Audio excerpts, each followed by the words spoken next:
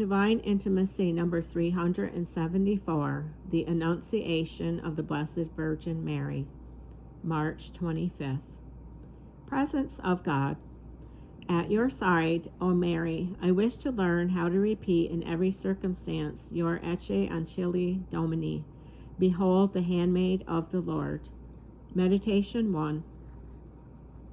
Let us try through the inspired narrative of St. Luke, Gospel 1:26-38, to enter into the dispositions of Mary's soul at the time of the Annunciation. The angel sent by God finds the Virgin recollected in solitude, and being come in, says to her, Hail, full of grace, the Lord is with thee. Blessed art thou among women. At these words, according to the sacred text, Mary is troubled. We must not, however, take this phrase to mean real disturbance, which destroys the peace of the spirit. It means rather a profound astonishment at this unusual greeting, an astonishment so great as to cause a kind of fear. This is Mary's first reaction to the angelic message, a reaction arising from her deep humility, which makes her think this extraordinary eulogy very strange. Meanwhile, the angel communicates to her his great message. God wishes her to become the mother of the Redeemer. Mary had always lived under the continual direction of the Holy Spirit, and under his inspiration had made a vow of virginity. Therefore, she was convinced that she should remain a virgin, and that this was God's will. But now God lets her know that he has chosen her to be the mother of his Son, and she, humble handmaid that she is ready to adhere to the divine plan. However, she does not yet understand how she can be at the same time a mother and a virgin, and she questions the angel at this point. How shall this be done? The angel explains, The Holy Spirit shall come upon thee, and the power of the Most High shall overshadow thee.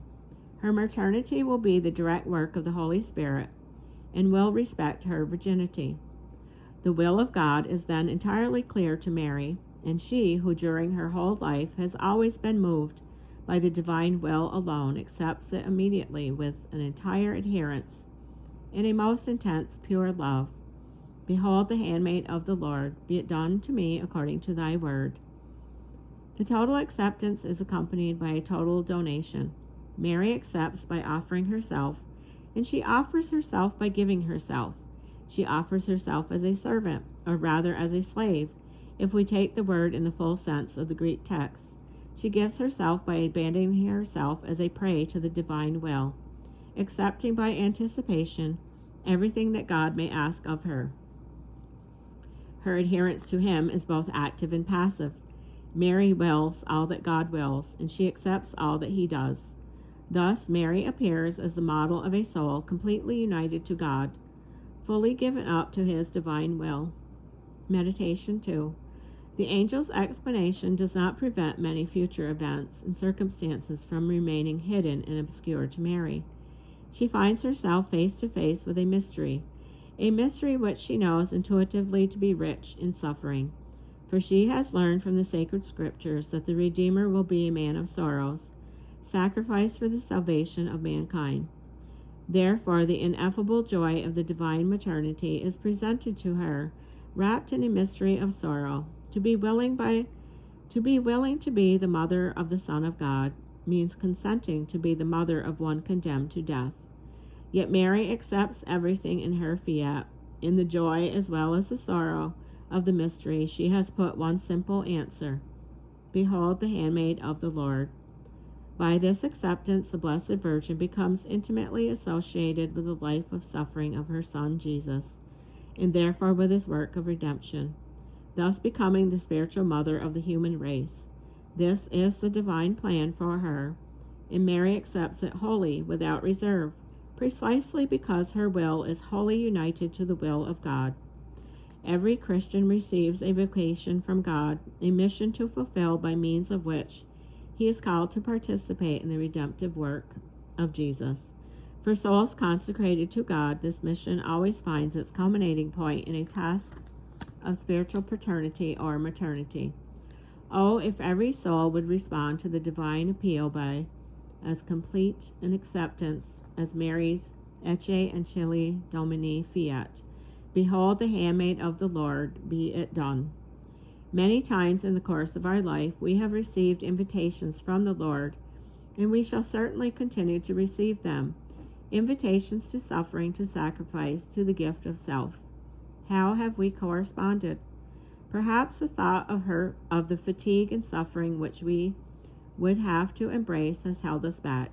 Let us try in the future to keep the eyes of our soul open to the light of faith, so that, like Mary, we shall understand that it is through suffering that God calls us to collaborate with Jesus in the sanctification of souls.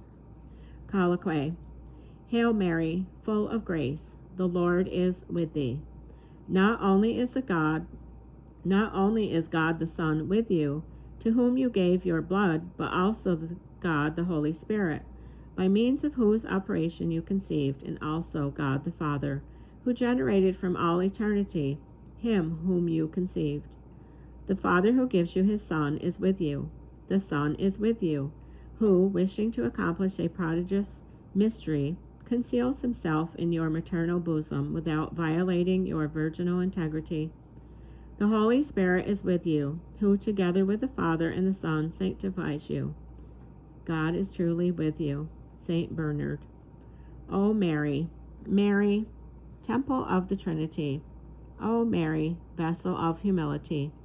You were pleasing to the Eternal Father, and in his own singular love he has captivated you and drawn you to him. By the fire of your charity, by the unction of your humility, you have drawn the divinity to come within you.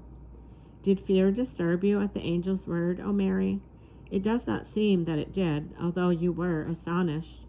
And what, then, were you astonished? At the great goodness of God, when considering yourself you knew you were unworthy of so great a grace. You wondered at the sight of your unworthiness, your weakness, and at God's ineffable grace, and thus you showed profound humility. But there also appears today in you, O Mary, the dignity and liberty of man. For before the Word was made incarnate, the angel was sent to ask your consent. The Son of God